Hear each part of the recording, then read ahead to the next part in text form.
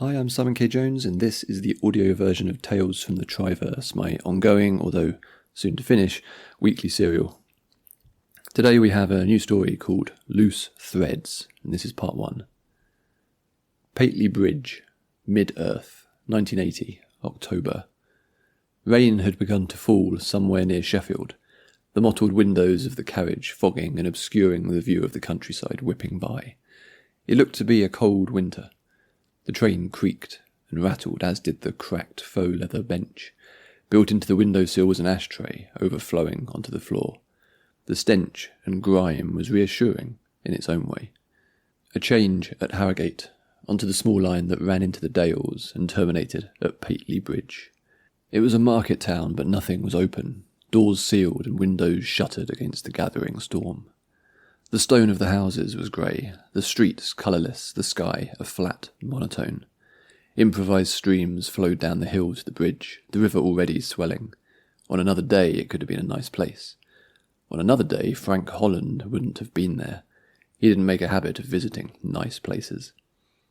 Warming yellow light glowed from the inn, a quirky-looking building that must have predated the joining. He pushed open the door, relieved to get out of the downpour.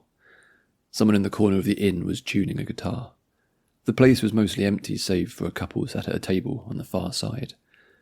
Leaving a trail of dripping water in his wake, Holland lay his waterproof briefcase on the bar, then pulled a folded sheet of paper from deep within his thick coat.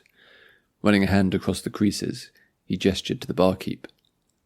"This place," he said, pointing at the address. "Which way is it?" The woman, perhaps in her early 50s, and as rugged as the stone of the building, squinted at the scrawled note in the dim lighting. "Oh, that's out of town to the northwest, over the bridge, then follow the road to the right. Keep going for a couple of miles." A couple of miles? Shit. He was going to be soaked through by the time he got there. He pushed his already dripping hair from his face. Needn't have bothered having a shower that morning. "They keep to themselves, that family," the barkeep said, nodding as she dried glasses. "Showed up, 5 years ago, maybe more? Come in for groceries on market day. I saw the missus in the sweet shop with the children once, but, like I say, they keep to themselves." "Thanks." He turned to leave. She nodded at him. "You want anything for the road? Gonna feel like a long old hike." Holland pointed to a packet of scratchings hanging on a peg. "2 of those." "Nothing to drink?"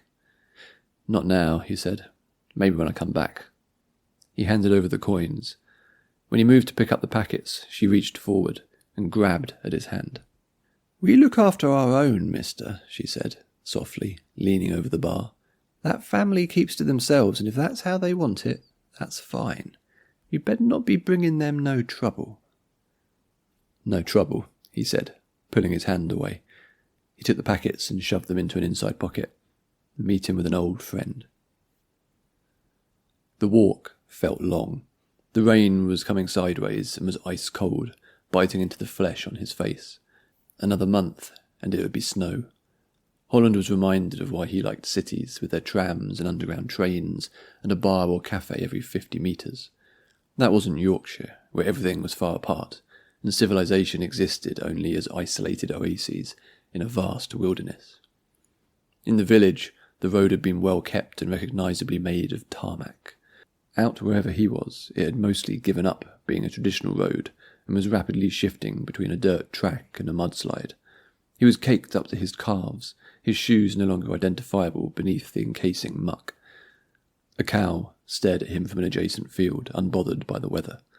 Holland was briefly envious of the simplicity of the creature's life, then wondered if the inn served steak and chips. He'd come back when word had reached Max Earth, though he didn't at first know why. There was nothing on Mid-Earth or in London for him. Then he'd seen a notice on a job board in Addis and had followed it to a recruitment office. Next thing he knew, he was gainfully employed. Starting with a couple of simple assignments that had gone well, he was now on the big one. Tapping into his old network sources and informants had been surprisingly easy, despite being away for so many years. Everyone was coming out of the woodwork since the government had fallen, and was keen to do business. It wasn't for everyone what Holland was doing, but to him it felt like a homecoming. The house loomed out of the rain and fog, abruptly closer than he'd expected. There was a low stone wall and an iron gate, Then a winding path that might have looked well kept any other day of the year. A garden smashed to pieces by the rain, populated by rustic terracotta pots, several of which were on their sides, some broken with soil scattered in a wet puddle. Holland remembered a murder scene, pooling blood in the gutters. It was a square, symmetrical house. Front door in the centre, 3 windows to either side, 2 floors and a tiled roof. Immediately behind was a steep hill, rising into a forest. The trees were shifting silhouettes, daylight barely registering beneath the storm clouds. Thunder cracked somewhere across the valley. There was no doorbell, only a large brass knocker mounted to the broad oak door. He tapped 4 times, then stepped back. There was a small porch, which could have protected him from the rain, but some distance seemed prudent. The last time he'd knocked on this man's door, it had led to a complicated conversation. He caught a flicker of movement at one of the curtains, heard the patter of small feet on stairs. Still he waited, feeling rain finding its way beneath his collar and down the skin of his back. Coming here may have been a mistake. The sound of heavy locks being undone, then the door swung open slowly. "Right, Gov?" Holland said, no smiles. Christopher Backer, former detective inspector with the Specialist Dimensional Command, stood there in shirt and jeans, leaning on a cane. He said nothing. "Took me a while to track you down," Holland continued. "Why are you here, Frank?" Backer's face was neutral, his body tense. "Trouble's never far behind you." "Not this time, Gov, promise. I have something for you I think you'll be interested in." "Let me show you. Take a look, and if you're not interested, I'll be on my way. Your shout." A silence, the only voices belonging to the storm. The 2 men stared each other down, a wall of distrust between them built from years of betrayal. "You got 30 minutes, Backer said, opening the door more widely and stepping aside, his weight on the cane. Nodding thanks, Holland tried to shake off some of the water on the porch before entering, then dried his feet on the doormat as best he could. "You're meant to do that on the boot scraper outside," Backer said, indicating towards the metal strip. "Ah," Holland said. "Fuck. Bit late now." He pulled off his boots and put them to the side. "Bring your coat, though, we'll hang it in the utility room." Backer took the cane and dropped it into an umbrella stand, then moved down the corridor without even a hint of a limp. Holland sniffed in amusement and followed. The cup of tea looked like it would be the best cup of tea he'd ever had, once it was cool enough to drink. Holland grasped it with both hands, willing the warmth back into his fingers. "All right," he said, lifting the briefcase, spinning the combination and opening the locks. From inside he pulled a brown folder, identical to the ones they'd had in the SDC office back in the day. Backer's eyebrows raised, and he laughed under his breath. "Working a case." "After a fashion. There's a load of contracts out on former Earth First members, MPs, prison guards, executioners, secret police. A lot of them got out of London when they saw the writing on the wall. Same in Manchester, Birmingham. They have people everywhere." "Ah," Backer said, nodding with understanding. "You're a hunter." "There's worse things I could be doing with my time. Trust me." "I don't doubt it." Backer was sat back in his chair with his arms crossed. "What does this have to do with me?" Holland pointed at the file. "Take a look. Thought this one might be of interest." For a moment it looked like Backer might refuse, and choose to turf him back out into the storm. Then curiosity got the better of him and he flicked open the folder, revealing a stack of photos and written reports. Frowning, he spread them out on the table, arranging them as his brain started to form connections. "Shit, I could squint and think we were back in Stamford and Coin." Holland took a sip. The tea did not disappoint. "Alas, you and your conspiratorial friends put paid to all that." Holland spread his arms wide and grimaced. "Come on, really? I got there in the end, Backer." "You did, and yet here I am banished to Yorkshire. I hear Graves is dead. Half of London is shot to pieces, hundreds dead in the streets, thousands more Koth and Ain Far piled in quarries. That's not fair. That's not on me." The other man sighed, still passing through the photographs. "No, it's not. But I liked my job, Holland. It's who I was. I've spent 5 years rotting up here into an early grave.